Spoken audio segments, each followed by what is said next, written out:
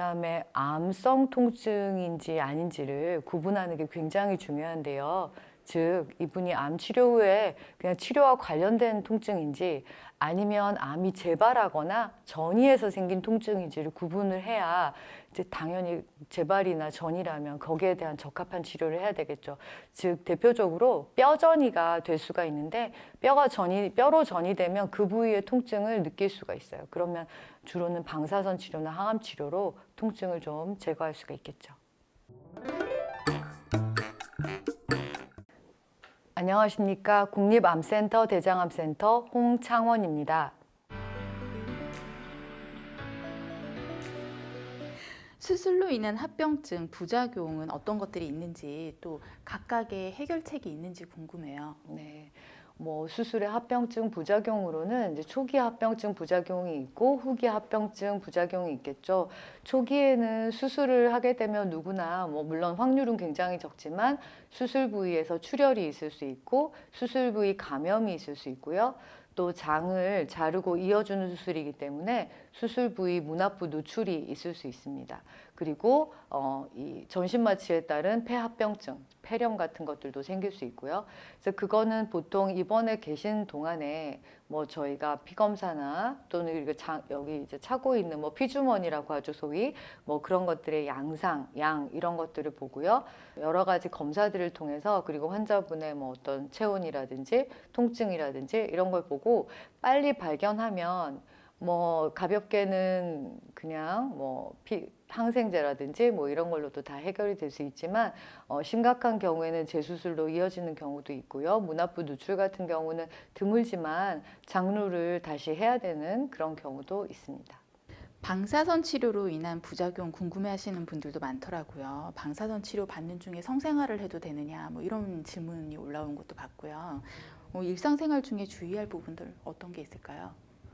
방사선 치료라고 하면 이제 크게 두 가지가 있는데요. 일반적인 방사선 치료가 있고 양성자 치료가 있어요. 일반적인 방사선 치료를 말씀드리자면 아무리 어떤 부위 암에다가 이제 방사선을 쪼인다고 할지라도 그게 몸 밖에서 쪼이는 거기 때문에 이제 들어가는 피부 쪽에 피부 손상이라든지 이런 것도 있을 수 있고요. 그리고 우리가 국소적으로 방사선 치료를 하니까 마치 전신적인 효과는 없을 것 같지만 전신적인 피로감이라든지 식욕부진이라든지 이런 것도 느낄 수가 있거든요. 그래서 전신적인 어떤 그런 문제들에 대해서는 본인이 느끼는 거에 대해서 함부로 어디 가서 약을 드시거나 보약을 드시거나 이렇게 하면 안 되고 반드시 담당 의사랑 상의를 해서 필요한 조치를 취하고요. 아까 말씀드렸던 피부 손상이라든지 이런 게 있을 수 있기 때문에 가급적이면 피부에 자극이 적게 오는 옷 같은 것, 속옷 같은 거 직접 닿는 옷도 이제 그걸 좀 신경 써서 부드러운 면으로 된 속옷을 입는다든지 그리고 함부로 로션이라든지 또는 파스 같은 걸 바르시거나 하면 피부 손상이 더 심각해질 수 있기 때문에 그것도 반드시 이제 담당 의사한테 물어보고 여쭤보고 하시는 것이 좋습니다. 그리고 아까 성생활 그런 얘기는 하셨는데 사실 치료 중에 그런 생활에 대해서는 할 수도 있고 안 할 수도 있고 그거는 그 본인의 어떤 활력에 따른 문제일 것 같고요. 하지 말라, 해라 이런 건 없어요. 환자들이 호소하는 통증 어떤 식으로 나타나는지 궁금해요. 통증이라는 게 의사들한테는 상당히 어려운 것 같아요. 왜냐하면 통증의 원인은 너무나 다양하고요. 또 환자분들이 느끼는 통증을 본인들이 이제 병원에 와서 저희 의사들에게 표현하는 방식도 굉장히 다르잖아요. 근데 이제 그걸 듣고 이 환자의 통증은 어떤 것 때문이구나. 이제 원인을 찾아야 거기에 맞춰서 치료를 해드릴 수가 있잖아요. 사실 무조건 진통제를 준다는 게 치료는 아니니까요. 그래서 이제 대표적으로 대장암 수술 이후에 생기는 통증을 얘기해 보자면 수술 후 좀 초기에 생기는 통증은 상처가 아프다든지 그런 통증이 가장 많겠죠. 상처가 한번 생기면 그 상처가 완벽하게 낫고 그 이후에 좋아질 때까지 몇 년 동안 아프신 경우도 있어요. 심지어는 비가 오면 쑥쑥 아린다 이런 분도 계신데요. 그 정도로 상처의 어떤 통증이 오래 갈 수 있어요. 그래서 이제 상처의 통증인지 또는 상처의 통증인데 이 오래된 게 아니라 안에 이렇게 고름이라든지 이런 게 생겨가지고 빨리 이렇게 빼드리면 좋아지는 그런 통증인지 이제 그런 경우에 반드시 그 상처를 살펴봐야 되겠죠. 이제 그렇게 원인을 찾아야 될 거고요. 또 이 겉에 상처가 아닌 뱃속 깊숙이 아픈 경우에는 이제 장유착에 의한 통증이 생각보다 많아요. 그러면 뱃속에서 막 가스가 이렇게 막 돌면서 아프다든지 배가 빵빵해지면서 아프다든지 하기 때문에 뭐 가스가 나오거나 변을 보거나 하면 조금 완화되는지 뭐 이런 여부도 봐야 되고요.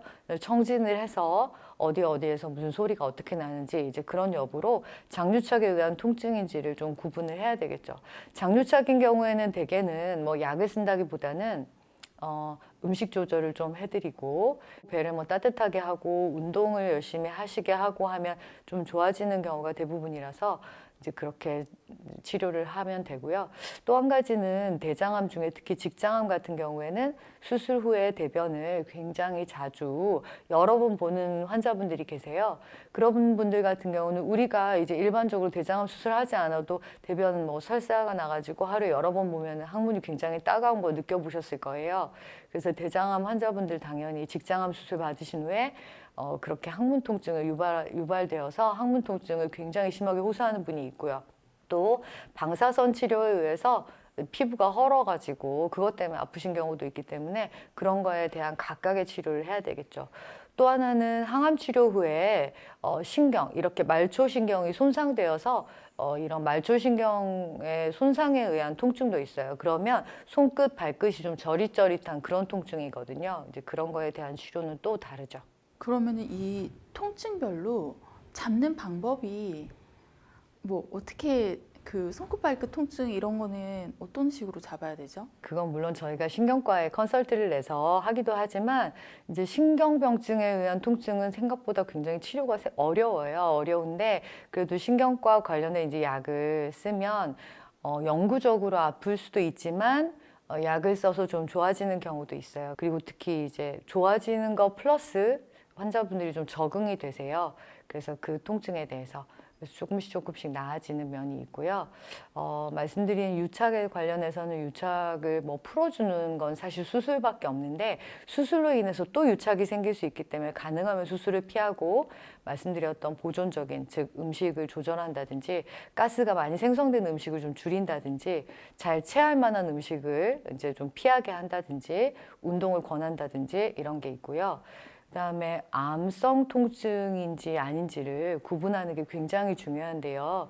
즉 이분이 암 치료 후에 그냥 치료와 관련된 통증인지 아니면 암이 재발하거나 전이해서 생긴 통증인지를 구분을 해야 이제 당연히 재발이나 전이라면 거기에 대한 적합한 치료를 해야 되겠죠. 즉 대표적으로 뼈전이가 될 수가 있는데 뼈로 전이 되면 그 부위의 통증을 느낄 수가 있어요. 그러면 주로는 방사선 치료나 항암 치료로 통증을 좀 제거할 수가 있겠죠.